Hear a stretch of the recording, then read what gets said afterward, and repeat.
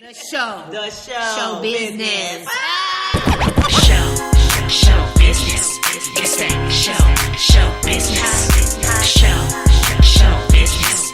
It's that show business. I'm just gonna get straight to it and bring this Mr. Force of Nature in, one of my dearest friends, an icon, a celebrity hairstylist, went from dancer to choreographer to assistant to, like I said in my post, one of the most innovative and celebrated Black hairstylists of our time.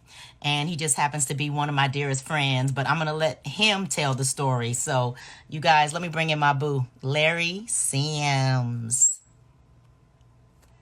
Coming in, boo. At this point, I'd be playing a little music, but like I said, IG's been tripping, so I'm gonna just kind of say it a little bit on myself. Gets the percolator. Hey, it's the percolator. Hey, it's the percolator.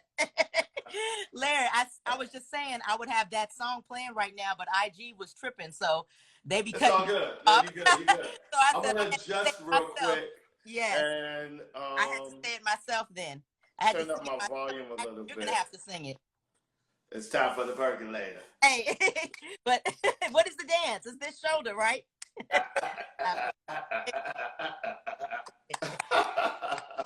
Hey. Hey. People are coming in. Hey, boo. Liv. Yeah, I'm gonna adjust a little bit also as people are coming in. Oh, Give me absolutely. 1 second. Absolutely. Uh-oh. That's an adjustment. Uh-oh. Jane just came in. Hey, Jay, love you.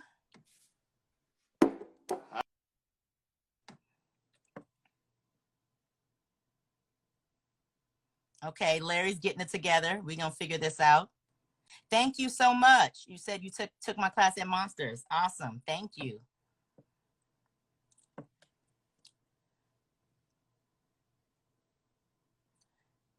All right, Larry, you figuring this out, or do we have to log you out and log you back in?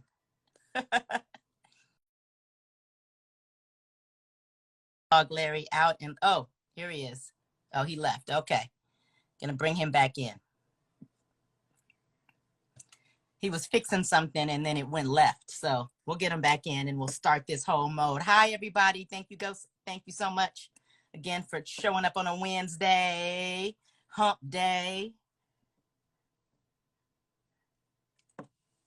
Hey, hey, hey. If you wanted to toast with us, this will be a good time to get your sip to toast. And here's Larry. Let's try this again.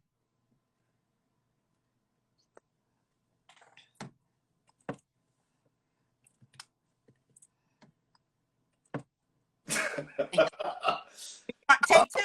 Talk about a technical difficulty.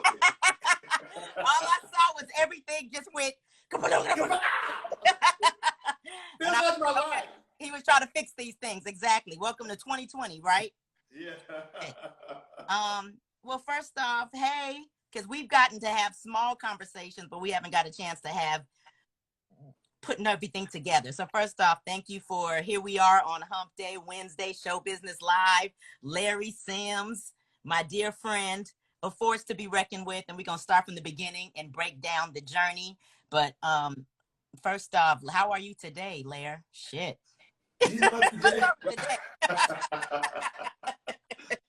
Right. Today is great. It's one day at a time over here in my neck of the woods. I actually just got finished working with Tisha Campbell Martin. Campbell. Yeah, she came in. She wanted a fresh new situation, so we chopped all her hair off and gave her a dope little pixie cut, kind of really edgy dope joint. And it went over way longer than expected, which is why it took me a minute to gather myself. Absolutely. Well, that happened because in the hands of Larry, you come out looking amazing. You got a therapy session along in there. You get a session in there. You get a tea session in there, and before you know it, 3-4.5 hours later. Yeah, like, and here we are. Here we are. Exactly. Okay, so we're just gonna get right into it because we're trying to put a lot in one moment. But Okay. what I want to do is everybody, Larry, I've already introduced you, but I want you to introduce yourself. Full name, any nicknames that you might have, where you're from, and a song that reminds you of home. Okay, so I am Larry Sims. I am from the west side of Chicago. And you Outside. start, I don't know why you kept saying south side. I don't even know why. Yeah, and I know West Side. Yeah, I'm I'm just straight up West from the Side west. of Yeah, Chicago. yeah, straight up from the Wild Wild West of Chi-Town. And the first song that comes to mind in terms of Chicago was my very first gig as a dancer, which was with Cashmere for It's Time for the Percolate. We were trying to percolate. What Hey, up, Ryan? We were so trying to percolate before, but that's before the catastrophe right. happened. Dance, or was that just? Or did you come? Or is the dance already out and you guys just put it in the song?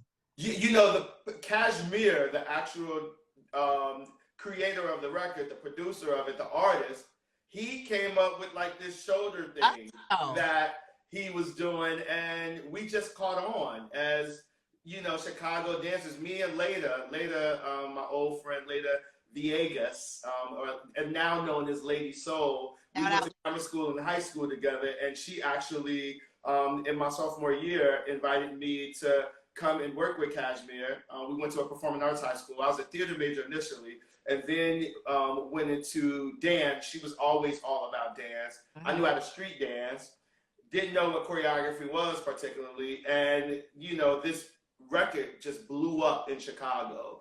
And for her to be tapped into the culture made sense, and she invited me to come and dance with Cashmere.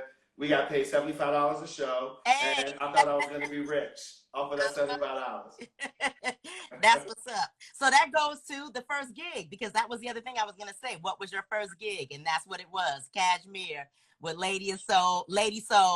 Yes. That Percolator. Where'd y'all go? It was like club shows and stuff. Yeah. So if for people that don't know who Cashmere is, Cashmere and Daje were a duo. So Cashmere, did Time for the Percolator, and Daje, she house music artist, diva. And she had a song out called Brighter Days, which was really big. That ooh, I need, ooh, Yes. hear me. But anyways, so we danced for them, and they toured together. And in high school, we were traveling around. I was in clubs in New York, gigging, me and Lay, well under 21, and they took us around, the United States doing club dates. Shit. In high school, so it was crazy. And that's what's up.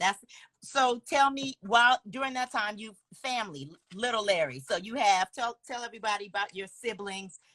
At this particular time, you're in high school, junior high, or like 16, 17? Yeah, high school, I finished when I was 17. I'm the youngest of three. One sister that's older, and then my other sibling, which is, my trans sibling. She's my sister Sean. She's in the middle. She was in the middle. Gotcha. Yes. And when did you call her your sister, or did you call her your brother back then when she or when that was, because now Well, back then, specific they, their, she, yeah, we didn't have all of that back then. right. She was back then my brother until she became my sister. Okay. And I was very it was a distinct transition, and I knew who she was in my life. I was respecting, who she is, and I chose to make sure that I referred to her as being my sister because that's who she lived her life as. Right. And you guys were close. All three of you guys were close? Pretty much. We were all close. I mean, off and on, outside of my mom, I've lived with my trans sister. I lived with her when, I was 16, 17, back when I was dancing too. So like I lived with her, and three other transgender roommates. Wow. In high school. Yeah. At one point I lived with my sister in high school, and I finished off high school with my mom. Okay. So I was moving around. Yeah, you sure did. Busy. So then tell me about Chicago. You did that gig for Cashmere, and then you guys started to work, right? Chicago. Yeah. So tell us, give us a few things of that you guys started to do while you were in Chicago, dancing and choreographing. Yeah, so the Cashmere Dajé thing definitely opened our eyes to the possibilities of how we could grow a business through the art of entertaining and performing. That $75 to us started like adding up. So we were like, let's create a business this way. And so we formed a production company back then called Nubian Soul Productions. And from there, we created a reel and we started, soliciting, work through the Chicago community. We became the go-to choreographers in Chi-Town. We worked with, everybody that came out of Chicago. Shantae Savage, Sparkle, of course. Sparkle was the thing to me that really, really catapulted the wanting to get out of Chicago, because she really at the time was the biggest thing that had gotten, that had come up in Chicago. And the Better Be Careful record, was huge for us. Major. Yeah, it was a smash. Yeah. Damn. Exactly. And then, after that, we, it was like, okay, we have to figure out a way. At least for me, I was like, I have to figure out a way to get out of here. Exactly. And that's that's my next thing I have right here, the big move. Yeah. Like you about to do the big move. Did you and Leda move together, or were you already working with Black? Because I know you did some stuff with Black too, right? Was that before you moved, or was that after? Right. So Black was my ticket to get out of there. Okay. So about that. Right. So in Chicago, we had been beating the pavement, and at this point, we had been doing it for years. For at least a good 5 years, Nubian Soul Productions was around. And, I didn't choose to go to college. I went on tour. We went on tour with Gillette, who was like, don't want no short dick, man. That was her back in the day. Right. So she took us all around the world. Later, moved to New York. She went to NYU. She came back for the Gillette tour. I remember thinking after Gillette and Sparkle, it's just time to get out of here. So I was looking through Sister to Sister magazine one day that doesn't exist anymore. Jamie Foster Brown was the curate. Yeah. Right. I was looking through Sister to Sister magazine. I came across an article, and it was focusing on Left Eye Productions, Left Eye's production company. And her choreographer and creative director is Chuck Maldonado. I said, what the hell? Let me call up Left Eye Productions in Atlanta and just see if I can get some form of an address to send the Nubian Soul Reel to Chuck to see if there's an opportunity there. Wow. I called blindly, talked to a young lady on the phone, ended up getting the address. She said she'd make sure that Chuck got the package. She did. He got it. The next thing I knew, I was being offered the Black tour. What? And so, exactly. Take a risk. Take a risk, Larry. You got to take a risk, right? Exactly. Yeah. You were choreographing it under Chuck, or you were just dancing, or what were you doing? Yeah, no, that was it. Like the choreography really was great for me in Chicago. And then with Chuck, he was the creative director and choreographer. So I worked under him. And literally that tour afforded me enough money to move to LA eventually. Wow. Like right in the middle of the first leg of the tour, I had enough money to move me and Leda to Chicago. So I sent her my checks back to LA. I sent her my checks back to Chicago. She flew to LA. She found our first apartment, the Villa California in North Hollywood. And we lived there together as roommates for 4 years. Cheers to that. Because that is where it all began, right? That's where it really all began. It worked out. All right. So back up just a little bit, because I would say probably maybe the year before you moved to LA is when we met. Yes. I'm going to let you tell that story. Do you remember the year? Aging ourselves, but at this point, what do you remember what that was? 99? I would say I moved in 99, so 98 then, huh? Well, I was touring with Black in '98. I would say '97 actually, Show. What? I would say '97 because it was with you were touring with Shay Jones. Hey Jones. Wow. Right, exactly. And I remember still working with Sparkle. Okay. Around that time, I remember I had met Michael Bean with you, and then he came and auditioned for Sparkle. Frank Gasson had me hold an audition for Sparkle after we had met each other. And Right. I, connected the dots with Michael from meeting him with you, and he showed up to the audition. So it was definitely Wow. after, like around my Sparkle time that me and you met each other, before Black. Is crazy because I'm thinking it was like not, but no, you're right. As you Yeah. damn. Okay, so the big move. Now you're here in LA. What's the first thing you do? What's the first gig what's the lane? What's the first LA lane? Yeah, I mean, it was just all about dance back then.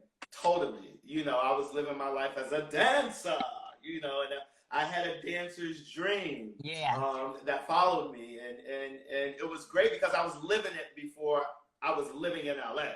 Right. And yeah. So my first music video in LA actually was with Black, the I Do music video. And after we finished touring, I remember just looking for another gig and ended up auditioning for Missy for the Get Your Freak On music video, Missy Elliot. And, we locked eyes, we connected, and we just rocked with each other for years after that. Wow.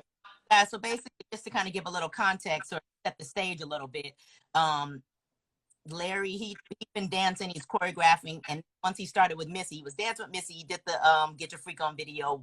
YouTube that once we get off, because everybody's been doing it. Like, there was so many dancers in the Get Your Freak On music video you probably never saw. My one shot that I got, I was covered in mud hanging upside down. Ah, that's you. That's my one shot. Covered. That is the shot. We all got covered in the shots. All my shots of Missy. Think of She's a Bitch, all black and bald. Which is such an iconic music video. I didn't know that you did that. Right, I'm the one next to Missy, literally right next to Missy, coming from the water. That's a different. What? Yeah. You never told me that. I didn't. No. After all these years. Wow. I had no idea. Yes. This is amazing. Absolutely. Shit, that's crazy. That's iconic. You be finding stuff out on here because I didn't know half of the stuff that you basically told me just now. First off, Right. I thought I did. Okay, so Missy. Now and then he says you guys rocked together for years, but Stomp the Yard, because I really want to get into that because I remember you being at my house right before you were. It was a Stomp the Yard callback, I believe. And then you guys were going to have the callback the next day, and you and Mike Dean came over, and you guys were showing me some of the choreography from the day. And you was like, we got to get back. And we were trying to get it. You took your hood off, and you had like a little mohawk. And I said, you're booking this shit. Do you remember this? I was like, it's yours. This is yours. And literally, there you went off to do Stomp the Yard. So yes. Stomp the Yard was just an amazing opportunity. Like, we all really fought for that movie. It was like, it felt like a real fraternity. It felt like brotherhood. It was multiple rounds of the auditions, and then a lot of us had the opportunity to go in to actually read for roles. And with Twinkie Bird. So, between Twinkie Bird, Chuck, Dave Scott, and the directors of the movie and the producers of the movie, we fought for that tooth and nail. And it was just a great opportunity to fly to Atlanta. As many of us as they flew to Atlanta and put us all up. And, we shot a movie that I think will go down in history as, one of like the Black cult classics. It is. It has gone down in history. Exactly. Yeah. It really has. And then, because I loved, we all were in that stomp mode anyway. Do you remember before Chuck was Jimmy and Vernon? They did a lot of stomp, and then Chuck came and took that to the next level. So when everybody, that was the zone. You know what I mean? And then now Chuck is known for stomping. Exactly. Doing creative, he's done commercials. course. that have, you know, that sort of choreography in the other films. It's become a part of his repertoire. Absolutely. It said, "Oh snap! You was in Stomp the Yard. Let me go review." LOL. I was seeing better in Stomp the Yard. Yeah, I had some that's a moments in better Stomp the shot. Yard. You'll find them in Stomp the Yard. Okay, so Yeah. Missy days. You did Missy. You and Missy had a connection. Boom, you started to rock with her. Tell everybody how you rocked with her and for how long. Yeah, so me and Missy like did all kinds of stuff together. Like Miss is like my big sister. We worked through so many different videos. We worked through maybe 4 albums with each other of hers. She actually put me on the cover of her cookbook album cover. If you go back and Google it, you know, it's her and it's like a timepiece, and you know, they're like, it's like a juke joint sort of a vibe. And I'm in the background playing the piano, leaning over, trying to make sure I get in the shot. This. So it's me, Cecily Olisa, and Brandon Barton that are on the cover of the cookbook album cover. I mean, and it's just one of those very many things that Missy would do to include the people that she loved. You know, back when I decided to go to cosmetology school, she supported that. But after I finished with cosmetology school, to make a long story short, I wasn't sure if I wanted to go the hair route or if I wanted to be an A&R because I love music so much. So she took me under her wings. She invited me to live with her and to show me the music business one-on-one. We put out records together, you know, on Monica, Tweet, Fantasia, Jasmine Sullivan. And I used to live, like I had an office in the Hit Factory, recording studio in Miami, and then we moved to Jersey. And it was just an amazing time and experience. The only thing that shifted for me was, you know, the music industry mergers started to happen, and a lot of A&Rs were losing their jobs. A lot of my A&R friends were getting laid off. You know, budgets were being cut. So I had to make a decision. I'm like, do I bank on this record industry that's ever evolving, or do I bank on myself and my talent? And I've always said to myself that I never fail myself. My talent and my tenacity never fails me. And so I took a leap on faith and, you know, moved back out to LA and started from the ground up, and here I am. Damn. So would you say you were a part of like the A&R team? Because you were doing everything. You were like, you were doing some music, you'd be in the studio. What did she have you as? You know what I mean? Like what was I was her assistant / junior A&R for Goldmine Inc., which is her record label. You were A&R, you were making creative decisions that an assistant would not do. You know what I mean? I was, you know, and I humbly say I was an assistant, but I definitely had way more responsibilities than just being an assistant. You know, right. It was like, you know, finding records, logging records in the studio, keeping up with, you know, the music in terms of our sessions were concerned. I was the liaison between her and Mona Scott and Violator, who she's still managed by. And, you know, she would send me, you know, when we were in New York to have these big executive meetings with Julie Greenwald over at, you know, it was Columbia Records at the time, I think, you know, before the merger happened.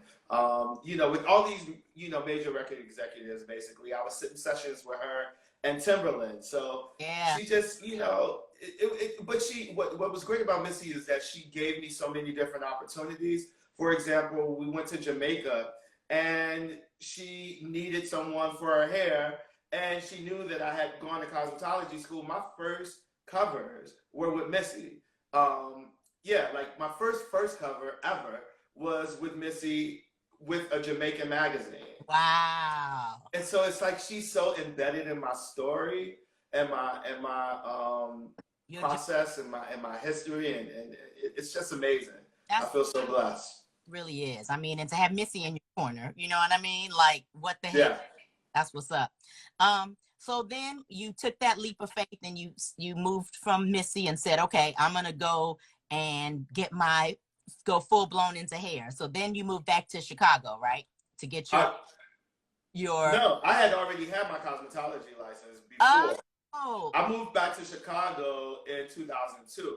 got And I went to school for a year. And then in 2003, Missy asked me, give me the opportunity to come and work under her wings. And I did that for 2 years, 2003 to 2005. And gotcha. after that, I decided to go back to LA to pursue it full on. That makes sense. And then when you move back to Chicago, because I don't want to miss this, and I know you went back or whatever, and then that's when you lost your sister or your brother. Do you want to? How did that shift, and how did that impact you to flip everything around? You know what I mean? Yeah, so I had already been dancing, and I decided to basically take a break from the LA dance life and experience to go back to Chicago to get my cosmetology license. At the time, I was 27. I knew that I was getting older, and I didn't want to look up and be, a 40-year-old auditioning for Britney Spears, like some of my friends back then were. So I decided to go to school, and when it was put on my heart and spirit to do so, so many people thought it was a bad idea, terrible idea, because at that point I was working as a dancer and didn't have to audition, and people were just direct booking me, and it was booked and blessed then, yeah. I was booked and blessed then. So nobody really understood why I would leave. And when I left, 2 months into me getting back to Chicago, before I even started school, Tweet came into town.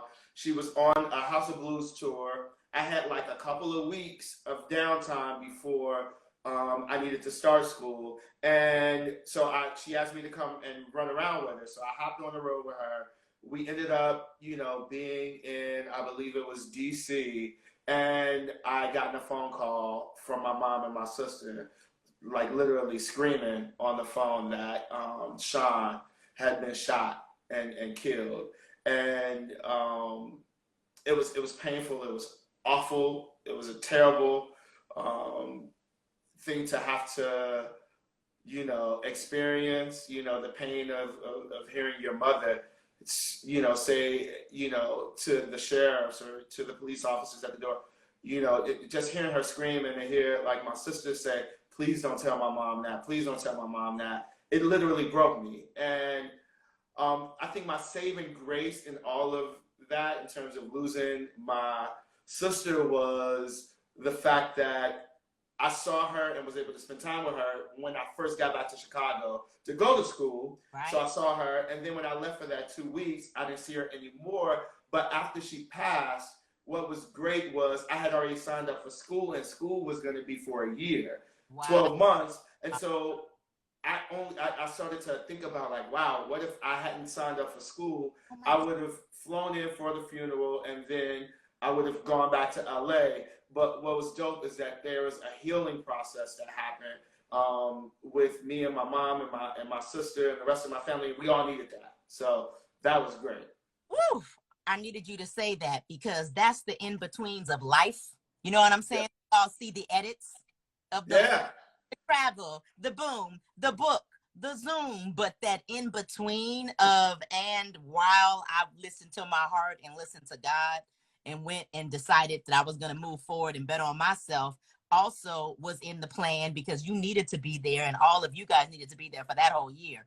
We needed to be there for that whole year. I can never imagine losing my sister and flying back to Chicago and leaving my mother and my other sister to just deal with that level of pain. God has a way of moving you around, and the thing that I would say to people is that you have to listen. You have to listen, and even when you feel like this doesn't make any sense, or the odds are stacked against me, but when it's on your heart and on your spirit, you just have to go for it and trust the process. And I'm so glad I listened. I'm so glad you did too. Hi, Lisette. Me and Lisette were having this conversation today too about just listening and going with what needs to be next that you feel in your heart, Damn, Larry. So now back, so then from there you had the healing process. You go back to LA. Now you did the Missy moment. Then now you've done the Missy moment, and now you're like, okay, I'm betting on myself. So betting on Larry, what is the first big, or not big, I guess I would say that. What was the thing that was like, all right, I'm in this hair game now. I remember when you told me you were doing hair, you were like, I'm doing hair. I had never seen one thing you had ever done. And I was like, great, can you do my weave tomorrow? Do you remember? And that's what friends are for. Look, if you tell me tomorrow you direct movies, I'd be like, okay, so let me get you some scripts. Like, you want to direct? You know, like, you have to support. We have to support each other, and I appreciate that. I appreciate the fact that, you know, like Lizette is saying right now, Larry used to do hair on set. It's true. Like, I would be dancing, and some of the dancer girls knew a little bit here and there that, you know, I was, I guess, talented in hair or had, like, you know, a niche for it.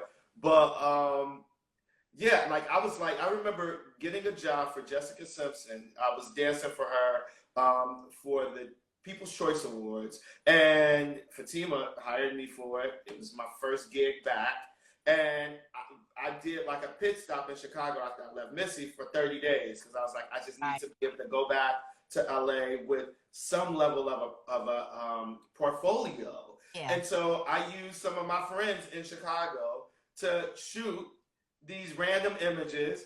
I packaged them up as a portfolio, no celebrities, poor, you know, photography quality. And I figured it out. And I ended up looking at those images in the dressing room while we were getting ready to go on to perform. Jessica's wardrobe stylist, Jessica Pastor, was also dressing us dancers. Yeah. She's nosy. She came over and she asked me. Exactly. Yeah, she was like, what are you looking at? And I was like, oh, you know, and I kind of felt embarrassed. So I was like, oh, some of these images I've worked on, some friends. And she's like, what, did you take the pictures? Or I was like, no, I saw the hair. And she's like, wait, let me see. She goes through them and she goes, you don't need to be, excuse my language, fucking dancing anymore. She's like, you need to be a hairstylist. I'm going to introduce you to Jessica's hairstylist, Kim Pavis, and I'm going to get you out of this dancing. And I love dance. Once a dancer, always a dancer, so no disrespect. No, but we're ready to not have to be a professional dancer. That's the difference. The hustle dancer and being a dancer and a mover is two different things. That's what's up. So, oh my gosh, wait a second. So she said, boom. So she said, bam, I'm going to introduce you to Ken. And then next thing I knew, I was introduced to Ken. He had me come to do some demos at his Beverly Hills salon. I ended up working there. I ended up being his assistant. I was a sponge. I kept it humble. I kept it cool. I just wanted to be in the environment. I just thought it was so dope that he would, you know, open up the opportunity for me. And eventually he, you know, he started to send me out on things here and there. And, you know, it was back when Victoria Beckham and David first moved to the States.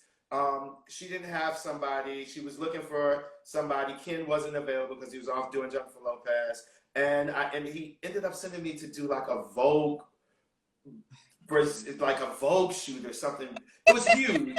And it was supposed to be a one-off, and me and her ended up like clicking, and that literally started it all for me. The bob happened, and then there it was. So you guys, just backing this up, just to let you know, Ken Pavis, icon, hair, Beverly Hills, next level, Jessica Simpson, and then Larry's first big gig is on Vogue for Victoria Beckham. I just needed to kind of let you guys know. So anyways, Victoria, and yes, if you guys go and Google that, that was the famous bob that Larry put his stamp on. And after that, everybody was trying to do that bob. Everybody was trying to do the bob. You even gave me one little bob. Remember, you know, Larry, right? I've done the bob, the Rod Stewart, the big hair, the weave, every single thing we could possibly think. So yeah, it was amazing. You're moving forward. So now we just got to go down the list because there's no way that we can break down every person. But now what I want you to do, and we're going to talk about GAB separate because that's I feel like that's a muse. Could I say that? Is that safe to say? She's my everything. Perfect. Absolutely. Save her for next, but let's just name drop right now, you guys. I want Larry is going to just drop some of the most amazing, iconic, beautiful women that you have had the blessing, and they've had the blessing for you to design and put your hands in their hair. So go, just name them down, name them. Oh God. I mean, I've worked with so many people, and I've been really blessed to be able to do so. You know, like, How about I name some and you give me a little something, something? You want to do that? huh? How You about said I name what? something and then you give me a little ha hoo he. Whatever you want to do. Whatever you want to do. Who's Yeah. I mean, you said what? who do you? Okay, just name one and then I'll go. We'll go back and forth. You name one first. Okay. Eve. Ooh, I didn't know that. Okay, so I'm just run them down quick. We Fudge. right. So look, Eve was very early on. Christina Milian said yes. You got Sanaa Lathan, you got Kerry Washington, you got Tracy Ellis Ross, you Cassie. have Yeah, Nia Tracy. Long, you have Mary, you have Queen Latifah, Lupita. Lupita. We had a great run. Denai Guerrera, Yes. um, Wanda Sykes. Wanda, Zendaya, Yes. Storm Reed I've worked with, Yes. Amanda Stenberg I've worked with. It's just been I've had such an amazing ride. It's just been really cool to be able to see, and I can't, last but not least, obviously Gabrielle. Everybody knows it's very obvious, what our connection is and our relationship is. And she's not only a client, she's family. She's one of my best friends, and we've had a shit ton of adventures together. Absolutely. Gab is amazing, and we're gonna talk a little bit something because they got a little something up their sleeve. But yeah, everybody that he just named, I want you guys to, you can go on his page and you can really get into, all of his amazing styles. His work is unbelievable. And one of the things that I like about Larry, and Larry, you probably don't even realize this because you're in it, but when he's in hair, it's like a spiritual moment. Like, I'll go over there and we'll first stop talking, have our full on conversations and catch up of whatever it is that we need to catch up on. And then once he gets into your hair, all of a sudden, both of you go into this meditation.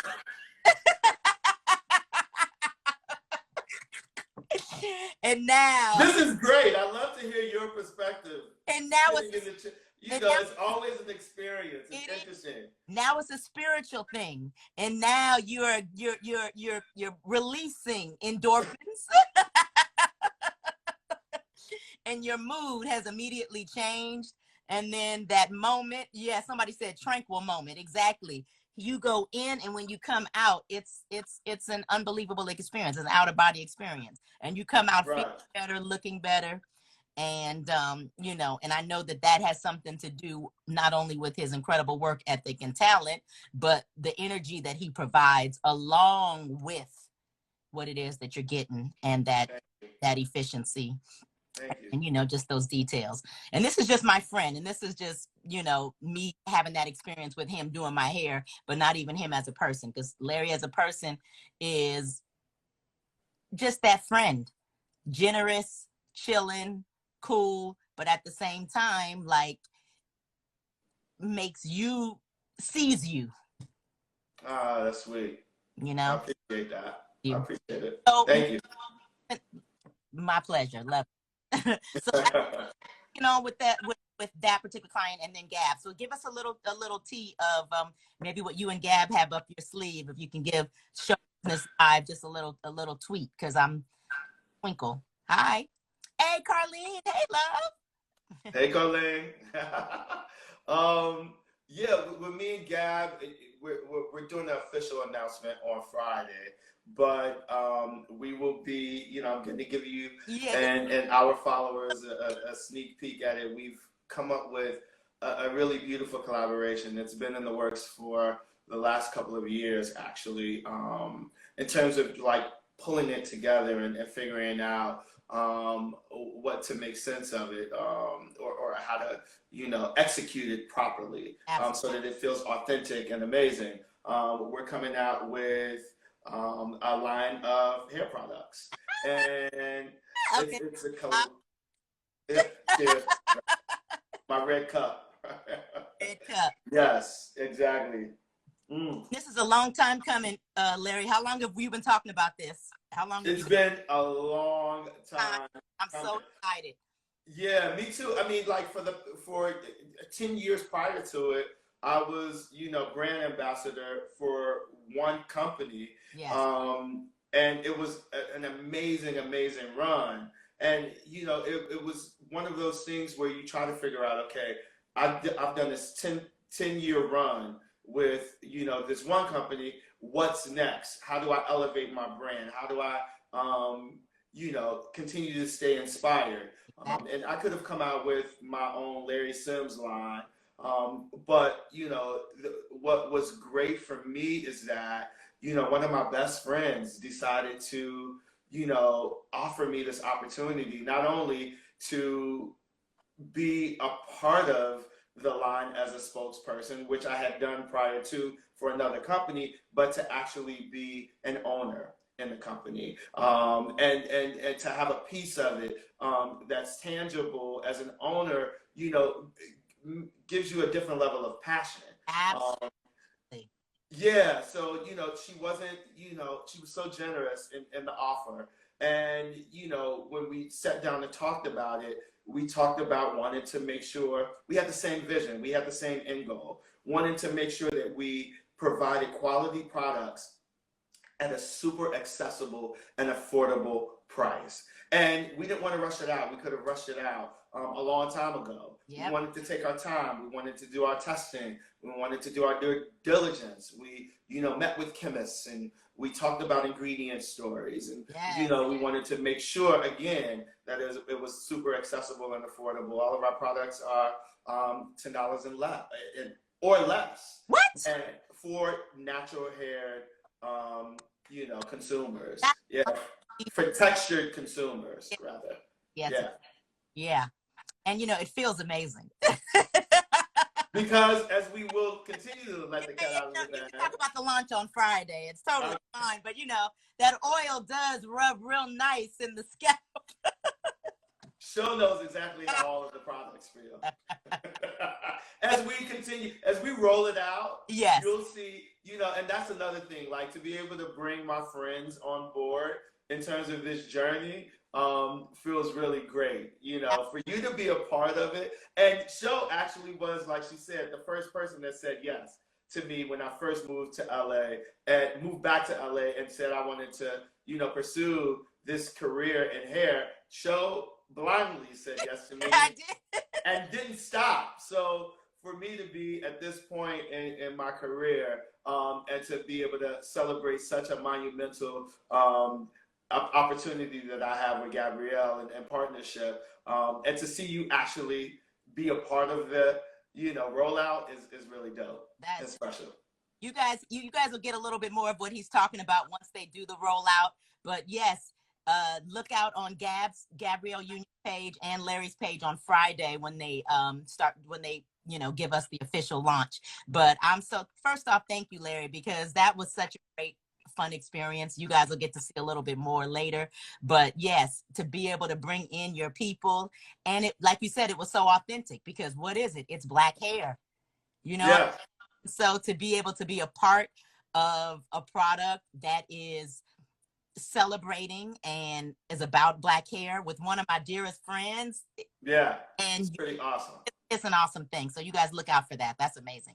Yeah. So congratulations. All right. Definitely will. Yes, yes, yes. And I'm telling you guys, it smells good. It feels good. And you'll get the tea. They'll work it out. I'm excited for everybody to see it. Like, especially right now during these times, you want to make sure, and Gabrielle is the exact same way. She, is all about inclusivity, making things affordable and accessible. It's super important. People haven't worked in so long.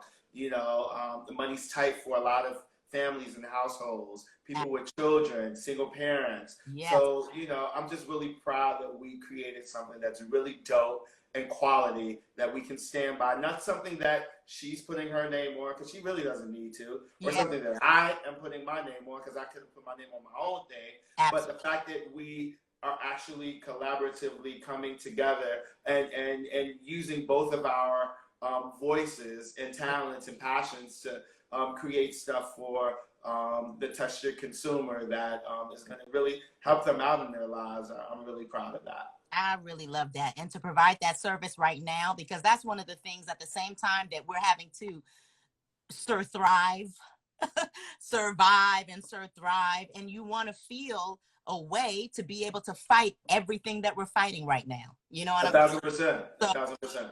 to do that, I am so excited. And boom. Speaking of which, Team us, for us, by us, and it's Black owned. I cannot forget to say that. That's number one. Black owned. It's Black owned. And that's what I wanted to go right into right now. I wanted to talk about Black excellence, this revolution, and Black owned business. And what does that mean to you? What does Black excellence mean to you? I mean, Black excellence to me exemplifies the voices that we hear, the Black and brown people, the Black and brown bodies that we see protesting and marching and using their platforms and their voices to push along the narrative of equality and to fight injustice and the social and economic rate, the social and economic racism that we have experienced for the past 400 years. Like I love seeing us show up for us. I love amplifying our voices to make sure that we're heard.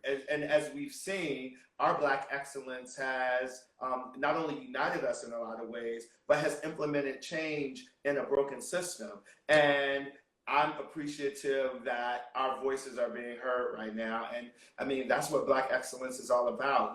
An incentive that Gabrielle and I are implementing into our launch is not only are we amplifying the voice of our partnership, but we also are amplifying other Black businesses, Black owned businesses, to support them on our platforms in ways that they may not have the access to. So it's about rubbing each other's shoulders. There's enough to go around for everybody.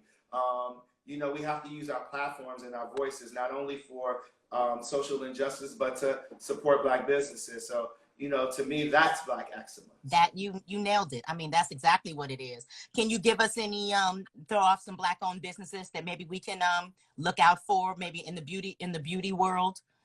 Because people are always looking for products, always looking to, and right now, I was on panel with Carlene, and we were and she made a great statement. She said, we're out here, but we're getting our voice getting amplified, but the world sees a different, level or a different avenue of some of the same products or businesses that we're bringing out, but we don't get that same visibility.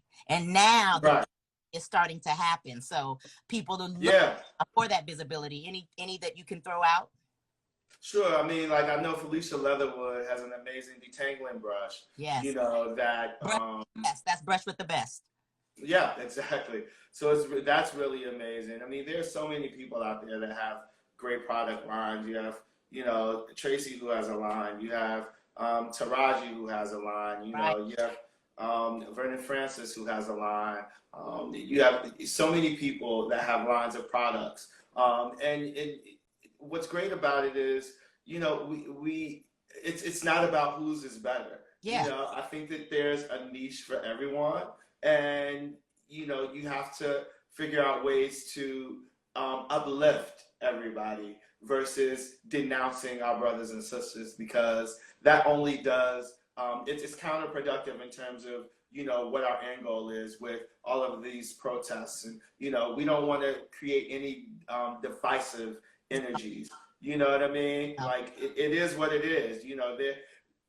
Especially in the product space. I mean, when you go to Target, you see so many products that are targeted towards us. You know what I mean? And you have to just figure out a way to, especially with being an entrepreneur, being an owner, entering the space, our goal isn't to tear anybody down and make us look better or bigger. That's just not us. Absolutely. And that's one of the things that I feel like, well, you guys are here to provide a service and we need it. You know what I mean? Yeah. Potato chip aisle, you don't see one thing of potato chips. You see a entire row of potato chips, a entire thing of toilet paper. We need that variety, and everybody wants something different. Like you said, it's enough room for everybody. Absolutely. So it's enough room for everybody. We're gonna definitely not end it on that, but that's a great way for us to segue into some questions for Larry, because before they cut us out, can you believe that we're already in that time before they cut us off? Oh, wow, that was quick. I know, it happens. So if there are any questions for Larry, this will be the time before we have to end and they cut me out. So any questions? There were a couple things in the beginning. Tahira, I love you. I love you. Tahira Joy, another one for us by us. Nice. She has an amazing platform. It's called The Cut Life. And me and her have talked for years. I'm a huge fan of The Cut Life. She celebrates so many of us artists, us Black artists. Her platform, when you go to look at it, I go to look at The Cut Life for inspiration. It has millions of followers. And I just love the fact that she celebrates us as artists and our movements and the things that we do. We just did a panel actually, a live, that Angela from LA Hair, she was the host of. And again, it was just like, creating even revenue streams for, Black hairstylists that are being affected by the COVID pandemic. And, that is Tahira Joy. That is who she is. Right, so good-hearted, so amazing. And I love you and I love The Cut Life. Thank you, babe. I love that. So you guys check that out. Shout out to Tahira Joy, who was giving us that Black excellence, and shout out to Cut Life. And I'm going to be checking that out as well. All right. Yeah. If there aren't any questions, Larry, what do you want to leave us with? I think that the thing that I would like to leave everybody with is, I love you, is to just stay safe. Please stay safe. Wear a mask. Stay safe. Please. Stay healthy. These are, obviously unprecedented times that we're living in right now. Just and live in gratitude. The thing that keeps me, I guess, grounded in some form of joy on a daily basis is waking up and being grateful for anything that I look out of my window, and I look at the view that I have, or I look at, the remote control that's laying on the bed. And I'm like, I'm grateful for that remote control. Oh, yeah. I'm grateful for this red cup. I'm grateful for what's in the red cup. You have to find gratitude these days, otherwise you'll go insane. So just have gratitude and be safe. I love that. Find gratitude these days. Larry, I love you.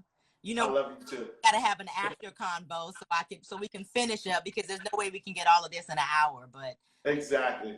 I love you. I didn't even know I knew you as long as you just told me that I knew you. But I love it. That, with all of your splendor and all of your contributions, or as you like to say, deposits into the community that I'm stealing, you are always still Larry. Thank you. That right there, I mean, I've seen all your journey, all your apartments, all your studios, all your shops, all you know what I mean? And you've seen all of mine. And so that, I say I love you. I say cheers. I'm proud of you. I love you too, babe. I am. And thank you for amplifying our voices. Thank you for supporting us during this time. Thank you for using your platform. I see what you're doing with other people outside of me. And I just appreciate the celebration that you are spreading across your platform, and we all appreciate it. We love you. You're a gem in our community. Oh, I love you. I appreciate that, boo. And we didn't get a chance to talk about culture creators, but I know that you're going to make that move on there, because few people have. I love the first few ones that you've done, and now that you're packaging it and going into the next one, you guys look out, because Larry also has something of a very awesome platform where he celebrates, the creators of our culture. So right now, as we're in this pandemic and figuring things out, he's working out when that's going to come on again. But I want you guys to follow all that Larry is. So Yeah.